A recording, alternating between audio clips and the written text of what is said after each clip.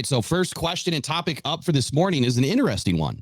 And of course, we would love to hear what you guys have to say in the comments and in the chat.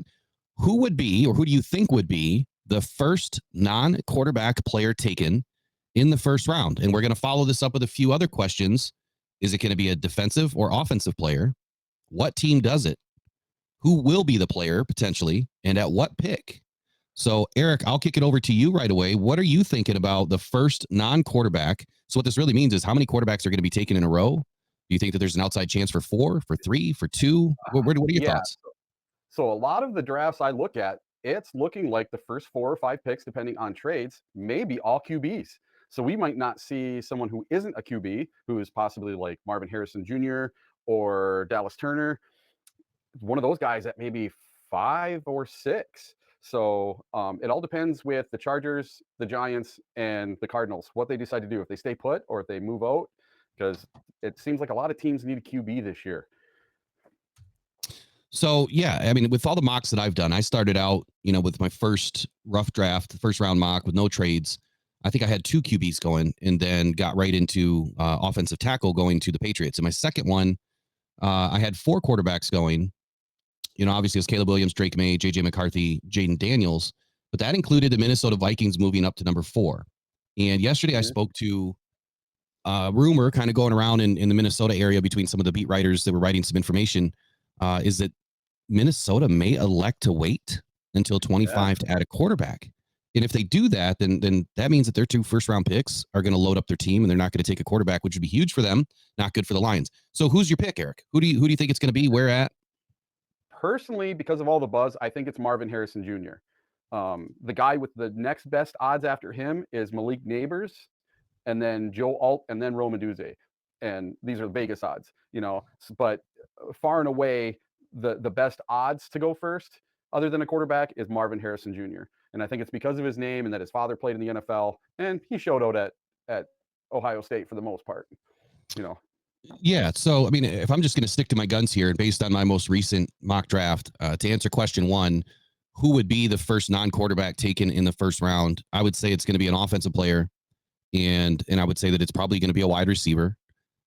And according to my sheet, it's the Cardinals trading out of number 4 and then back up to number 5, taking Marvin Harrison Jr.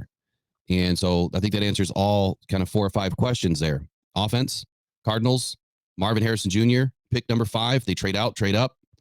And I think that's my answer. That's my final answer. And so I guess we agree that Marvin Harrison is more than likely their first player off the board. But here's where I'm going to throw a little wrench in this.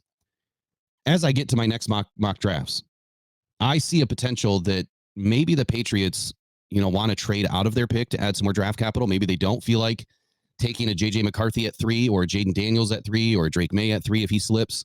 Well, not really slips, it's just one spot. And they, add Joe Alt. So it would still be an offensive player, but it would be an offensive tackle. I just don't see a defensive player cracking the top 5. I just don't. Would you agree with that? Yeah. And like one thing to add to this, remember last night you were talking about Joe Alt being a generational player. Oh, yeah. Don't you think he would make the most sense from a team perspective, not necessarily for each of these teams, but as a player overall? He had some of your best grades, and you said he's a generational talent. I don't remember hearing anybody talk about any of these other guys being generational talents for their position. So if you're the smart GM, I think you would go with Joe Alt. I think he should have higher numbers, but he's the 3rd best odds to go first after the quarterbacks. Yeah, I feel like it's kind of up in the air with, they're trying to fit the players to the team. You've got all these different mock drafts, and Vegas is a whole different thing. But they're trying to fit the players based on need. And then you're also kind of looking at BPA and finding that happy medium, like what makes the most sense. Do they need a tackle? Do they need a quarterback? Do they really need a wide receiver? If they don't have a quarterback, do they need a wide receiver? For me, I think that's backwards. I think that you always add the quarterback first before you add your weapons, but you try to add them in the same draft so that they can grow together. But on the flip side, I feel like it's super smart to always build the interior of your offense and defensive lines and then work your way back. I've always said this. I go inside to way outside and then back in again.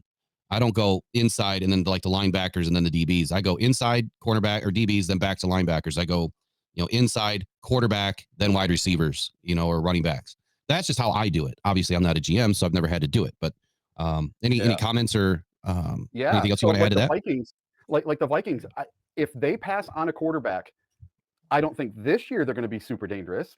I think it's more of a tank season Hmm. where they build their trenches and then watch out. That's the Yeah. thing that I feel where Poles for the Bears just didn't get it right. He didn't build it. He already had a quarterback. He didn't need to let Fields go. Why not build up that offensive line? He could have picked the two best offensive linemen in the draft Yep. and built that up the right way and then been a really scary team because you didn't have to take Williams this year. Is he the generational talent at quarterback? Is he the next Joe Montana? Is he the next Patrick Mahomes? Yeah. No, I would say hard no there. So I guess Yeah. when I look at this and I look at generational talents, one, it's hard to really say that a quarterback is going to be a generational talent because I've done the stats. We've done it on this channel a few times this season, even where, and then last year about this time, I put together this whole spread of information and I went back to 2016 and I looked at every first round quarterback that was taken and when did they really start to help their team. Well, Lamar Jackson was one of the only ones that started his first year and went to the playoffs. Patrick Mahomes has obviously been the most successful. And to be honest with you, Jared Goff is the third best quarterback taken.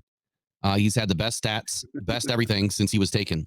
So Joe Burrow was the other one prior to 2023's draft. Joe Burrow was the other one that has done pretty well. So you've had four quarterbacks since 2016 that have done anything. All of the rest of them, it's taken 2.5 to 3 seasons before they've made it to the playoffs or even had a winning season, even. So largely, rookie quarterbacks losing seasons, largely. And if you look at what happened this past season, CJ Stroud was the only one that really had a successful season. So, in my opinion, it's such a crapshoot with quarterbacks. That's why it makes more sense to build everything around them first and then come back and try to do everything you can to really get the best quarterback possible. May not be in the top 5.